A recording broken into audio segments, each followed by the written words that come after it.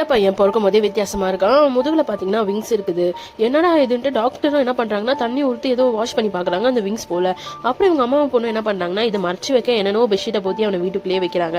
அப்புறம் பார்த்தா இவன் ட்ரெஸ் போட்டுட்டு இருக்கான். அதுல பார்த்தா அவன் விங்ஸ் பெருசாகி இவன் பறக்கிறதுக்கு ட்ரை பண்றான் போல இருக்குது.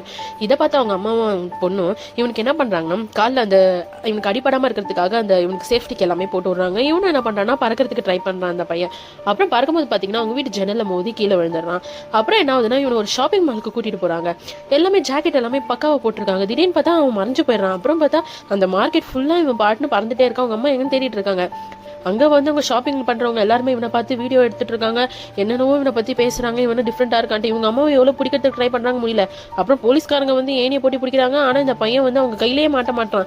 என்னடா அந்த பையன் இப்படி பண்றான்ட்டு அப்புறம் அவனுக்கு இருட்டு பார்த்தா பையன் விட்டு எல்லா லைட் ஆஃப் பண்ணிட்டு ஒரு லைட் மட்டும் போடுறாங்க. அப்போ பார்த்து போலீஸ் அவரை பிடிச்சிட்டாரு. இதுக்கு எதுனா ஒரு முடிவே இல்லையான்ட்டு டாக்டர் கிட்ட போறாங்க.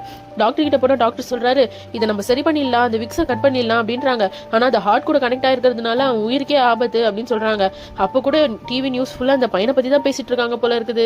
அப்புறம் தான் இவங்க முடிவு பண்றாங்க இதை ஏதாச்சும் பண்ணி இவனுக்கு நம்ம சரி பண்ணணும், இல்லைன்னா இவன் நம்மளை விட்டு போயிடுவான்னு யோசிச்சுட்டே இருக்காங்க. பார்ட் 2 வேணும்னா கமெண்ட் பண்ணுங்க நம்ம கிட்ட.